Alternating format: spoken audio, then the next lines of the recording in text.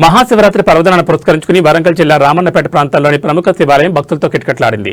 ఇక్కడ కొలువైన మహాశివలింగాన్ని దర్శించుకుంటే కోరిన కోరికలు నెరవేరుతాయని, ముఖ్యంగా యువత ఈ స్వామిని వీసాశివుడని, కళ్యాణ శివుడని భక్తులు పిలుచుకుంటారు.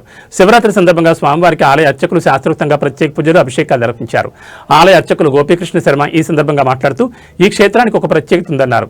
వివాహం ఆలస్యమయ్యేవారు కళ్యాణ శివుడిగా, విదేశాలకు వెళ్లాలనుకునేవారు వీసాశివుడిగా స్వామిని దర్శించుకుని మొక్కులు చెల్లించుకుంటారని, ఆ కోరికలు తప్పక నెరవేరుతాయని భక్తుల నమ్మకమని ఆయన తెలిపారు. శివరాత్రి సందర్భంగా ఆలయాన్ని సుందరంగా అలంకరించారు. వేకువజాము నుంచే భక్తులు క్యూ లైన్లో నిలబడి శివలింగానికి అభిషేకాలు చేశారు. భక్తులకు ఎటువంటి ఇబ్బందులు కలగకుండా ఆలయ కమిటీ సభ్యులు మరియు నిర్వాహకులు పటిష్ట ఏర్పాట్లు చేశారు. శివాలయం ఇది కాకతీయులు నిర్మించిన దేవాలయము. ఈ 1999వ సంవత్సరంలో కందుకూరి శివానందమూర్తి గారి గురుదేవుల యొక్క ఆశీస్సులతో ఇది నిర్మాణం చేయడం జరిగింది. వారే పునర్ప్రతిష్టాపన చేయడం జరిగింది. ఇది చాలా అప్పటి నుంచి 1999, 2000 సంవత్సరం నుంచి ఈ సంవత్సరం కూడా అభివృద్ధి అవుతూనే ఉన్నది. ప్రతి సంవత్సరానికి అభివృద్ధి చెందుతూనే ఉన్నది. ఇంకా కూడా కావాల్సిన చేయవలసిన పనులు కూడా ఉన్నాయి. కావున భక్తులందరూ సహకరించి ఈ దేవాలయానికి తోడ్పడరని ఈ మహాశివరాత్రి సందర్భమున ఈరోజు శుక్రవారం రోజు కళ్యాణోత్సవం బ్రహ్మాండంగా జరిగింది. దాని తర్వాత ఈరోజు హోమాలు, ఈరోజు అభిషేకాలు, మహాలింగోద్భవ టైంకు చాలా రష్ ఉంటుంది. 12 గంటల ప్రాంతంలో చాలా కార్యక్రమం జరుగుతాయి. మహాలింగోద్భవ టైము, ఆ లింగోద్భవంలో అభిషేకం చేసుకుంటే కోరిన కోరిక నెరవేరుతుందనే విశ్వాసంతో కూడా అందరూ భక్తులు వచ్చి ఈ సందర్భంలో పాల్గొంటారు. Thank you. మహాశివరాత్రి పర్వదినాన్ని పురస్కరించుకొని ఈరోజు రంగంపేటలో ఉన్నటువంటి శివాలయాన్ని దర్శించుకోవడం జరిగింది. అనేక సంవత్సరాలుగా శివాలయంలోకి రావడం, మహాశివరాత్రి సందర్భంగా కాకుండా మరి ఇతరత్రమైనటువంటి పర్వదినాలను పురస్కరించుకొని కూడా ఇక్కడికి రావడం జరుగుతూ ఉన్నది. ఇది స్వయంభూగా వెలిసినటువంటి శివాలయం. దీనికి చాలా చరిత్ర, కాకతీయుల నాటి నుంచి చరిత్ర ఉన్నది. అంటే ప్రాశస్త్యం కలిగినటువంటి చరిత్ర ఉన్నది.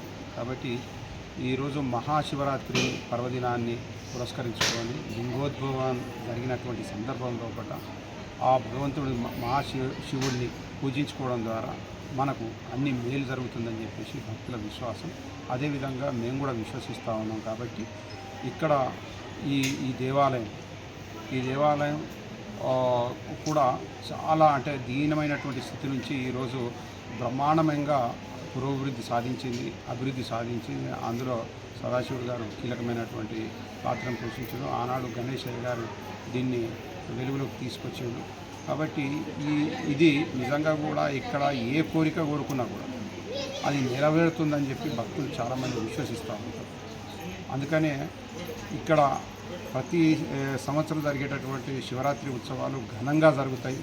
ఆ ఘనంగా జరిగేటటువంటి సందర్భంలో ఒకట భక్తులు వారి విశ్వాసాలతోటి ఆ భగవంతుని ఏదైతే వేడుకుంటారో అది ఖచ్చితంగా నెరవేరుతుంది.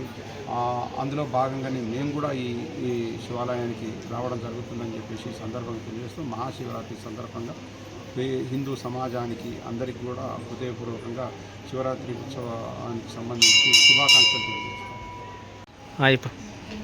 శివాయ గురవే నమః. శ్రీ భువనేశ్వరి సమేత సర్వేశ్వర స్వామి దేవాలయంగా ప్రసిద్ధిగాంచినటువంటి రంగంపేట శివాలయము.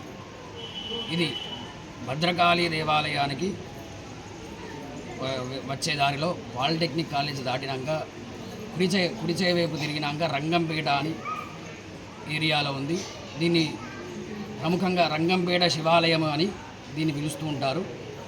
గత 25 సంవత్సరాలుగా ఈ దేవాలయాన్ని పునరుద్ధరించి నిత్యము ధూపదీప నైవేద్యాలు, ఉత్సవాలు నిర్విరామముగా శ్రీ మాదారపు సదాశివుడు సేటు గారి ఆధ్వర్యంలో నిర్వహించబడుతున్నాయి.